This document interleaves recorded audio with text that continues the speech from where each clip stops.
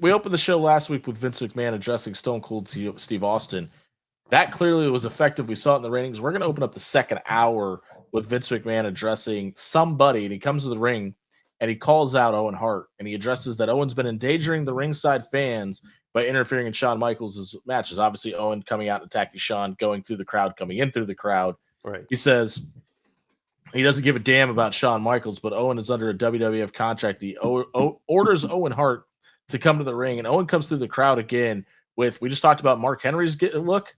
Owen looked fantastic in this street gear, all black look. Yeah, he looked like a hitman for hire. Yes, and hands down his best, like, serious promo. Obviously, he can cut a really good heel promo, but the intensity he brought to it, and you could see the realism in this one. Oh yeah, and that's why it's just a shame they didn't really do anything with it. And I didn't know if that was because you kind of have a Stone Cold-esque character. Oh, I mean, in Stone Cold right now, so they didn't want him to be too much like that, and maybe they just went away. There were from a lot of similarities. Yeah, but I was in awe of his promo, and I just wish there was more that they had Owen do going forward.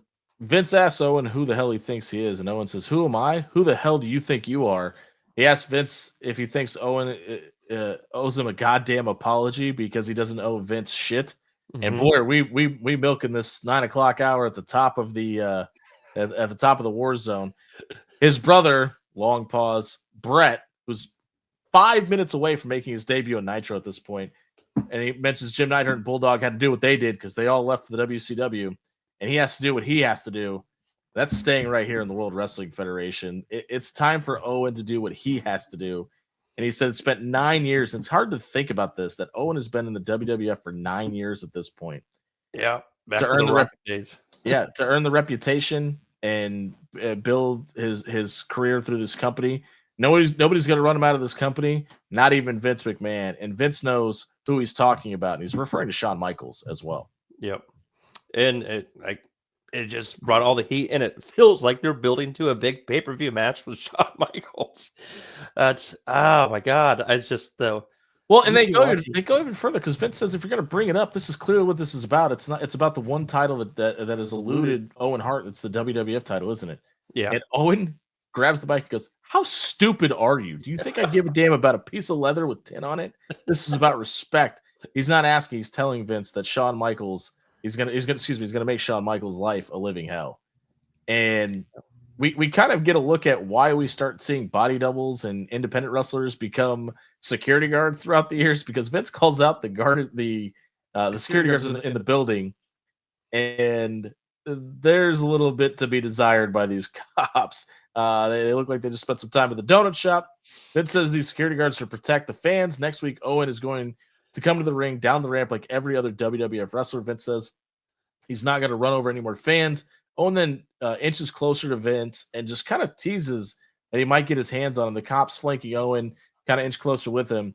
Owen snatches Vince up by his collar and says something to him, and I love that they didn't get this on microphone because it just leaves room for the imagination. Yeah. And then he walks away and gets escorted back through the crowd. It's a little more defiance by Owen Hart with the police officers flanking him by his side. Yeah, it was very effective for Owen. I know I'm talking at this ad nauseum. It's just I'm just so upset that there was not, like, he could have been completely squandered. Yeah. And also, were you kind of shocked that they didn't have Vince really even acknowledge Stone Cold after? I was, but I think they just wanted to. It felt like they're keeping it separate, right? We'll have Stone Cold versus The Rock. We'll have Stone Cold versus Vince.